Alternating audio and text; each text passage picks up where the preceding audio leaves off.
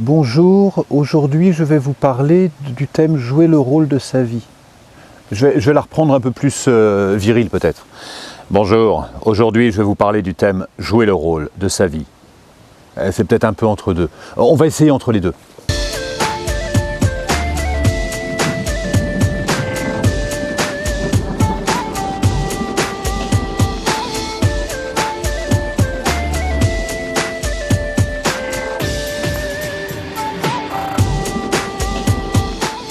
Bonjour et bienvenue aux Chroniques du Moulin. J'ai plaisir à vous accompagner pour la 3e saison et j'avais plaisir aujourd'hui, puisque après tout c'est ma première activité d'être auteur, écrivain avant de faire ces vidéos sur YouTube pour lesquelles je prends beaucoup de plaisir, mais je vais vous dire aussi comment c'est né tout ça, puisque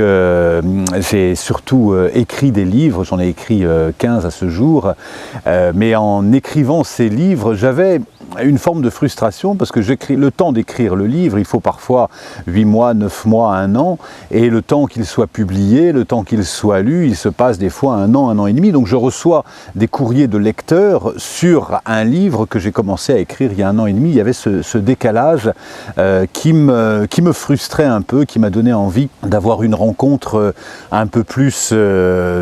rapide, un peu plus réactive, voilà, et donc c'est ce qui fait que j'ai créé cette chaîne YouTube pour laquelle que vous avez fortement suivi, puisque nous sommes plus de 100 000 aujourd'hui, donc c'est avec un grand plaisir que je vous accompagne, et je voulais aujourd'hui parler justement de ce premier livre que j'ai écrit et raconter l'histoire de ce bouquin qui s'appelle Jouer le rôle de sa vie. C'est alors que je donnais des conférences, un des participants m'a dit « mais c'est chouette ce que tu dis là, tu devrais en faire un livre ». Ça ne m'était jamais venu à l'esprit, et de fil en aiguille, je me suis dit après tout je vais écrire, et j'ai écrit ce premier jet. Le participant, il se trouve qu'il était éditeur d'une toute petite maison d'édition qui a fait faillite, et donc du coup le livre n'a pas pu arriver à terme, et comme j'avais ce manuscrit, je me suis dit c'est trop bête, j'ai ce manuscrit, et j'ai regardé auprès des éditeurs quel pouvait être l'éditeur qui vraiment pourrait porter ce livre. J'ai même regardé au Pendule pour vous dire, et je suis tombé sur les éditions de l'Homme, qui est une édition québécoise magnifique, qui fait un travail exceptionnel, un des pionniers sûrement en développement personnel, et donc je leur ai envoyé le manuscrit, et puis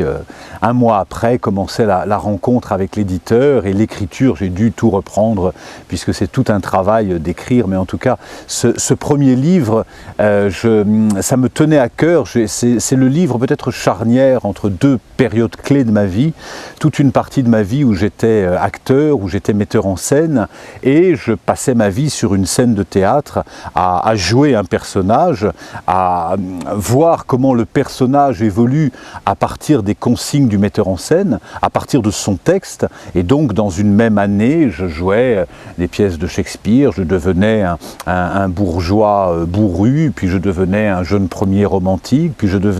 et j'apprenais en fait à identifier toutes les facettes de ma personnalité. Et j'ai appris en fait à me découvrir beaucoup au théâtre sous la houlette de différents metteurs en scène, et puis ce métier m'a tellement plu que j'ai voulu mettre en scène moi aussi, et en accompagnant les acteurs et les actrices à trouver l'authenticité de leur personnage, je me suis rendu compte que le personnage se construit à partir du texte, déjà, le texte qui est donné. Est-ce que je joue le rôle d'un tueur? Est-ce que je joue le rôle donc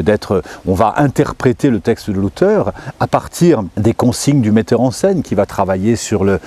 physique, qui va travailler sur la voix, qui va travailler sur la posture, et à partir de la mise en scène, puisqu'une même situation peut être vécue de façon totalement différente à partir du metteur en scène qui va en donner le style. Ainsi, si je prends l'exemple d'un mari qui trompe sa femme, ça c'est l'événement en lui-même, mais si c'est joué, mis en scène dans une tragédie grecque, on va avoir les dieux qui sont trahis, la femme qui est prête à sacrifier son honneur sur l'autel de la vertu, etc. Si c'est joué par une comédie de boulevard, à ce moment-là, l'amante est dans le placard, la femme arrive, les portes claquent, les souliers sont restés sous le lit, on se cache, on ouvre, on rit beaucoup. Et si c'est joué dans une commedia dell'arte, à ce moment-là, Pantalone, Brighella, Harlequin vont rire en permanence avec leur masque qui impose la caricature. Mais dans les trois situations, on a toujours la même situation de départ, un mari trompe sa femme. Après avoir pris conscience que l'acteur au théâtre œuvrait et changeait à partir du texte, à partir de son interprétation et à partir de la houlette du metteur en scène, je me suis dit, mais dans la vie de tous les jours, c'est exactement la même chose. Nous sommes nous-mêmes influencés par le texte que nous jouons, quels événements nous sont arrivés, par la façon dont nous allons le mettre en lumière, et ça c'est le rôle du metteur en scène, qui va réellement choisir de donner un ton dramatique, un ton tragique ou un ton anecdotique à un même événement. Et on a, dans un événement qui va nous arriver, mon expérience de thérapeute et de coach m'a montré que ce qui fait la charge d'un événement, c'est jamais l'événement lui-même, c'est la charge émotionnelle et toutes les histoires qu'on se raconte dans cette histoire-là. Ah, ça, il m'est arrivé ça, ça veut dire que je suis nul, ça veut dire que je vais alimenter tout un système de croyances. Donc l'acteur, le metteur en scène et l'auteur vont influencer dans notre vie de tous les jours. La bonne nouvelle, c'est que nous sommes nous-mêmes, vous êtes vous-même l'acteur de votre vie, vous êtes le metteur en scène de votre vie et vous en êtes l'auteur. Vous avez la capacité de réécrire l'histoire, vous avez la capacité de la mettre en scène, d'accorder de l'importance plus aux bons événements qu'aux mauvais événements. Par exemple, on a souvent tendance, quand on va raconter ces mauvaises histoires, vous savez, ça arrive le matin, ça va, oh tu sais, pas terrible, tu sais pas ce qui m'arrive, et on va écrire, porter le projecteur sur tout ce qui nous arrive de négatif. Quand on sait que le cerveau enregistre 7 pensées positive pour une pensée négative, autrement dit, si je vais au restaurant par exemple et que l'entrée était délicieuse, le service était attentif, le vin était très bon, le dessert était délicieux, mais la musique était un peu forte, je vais avoir l'impression d'avoir passé une mauvaise soirée. Donc ça veut dire que l'auteur que vous êtes va avoir besoin de mettre en lumière 7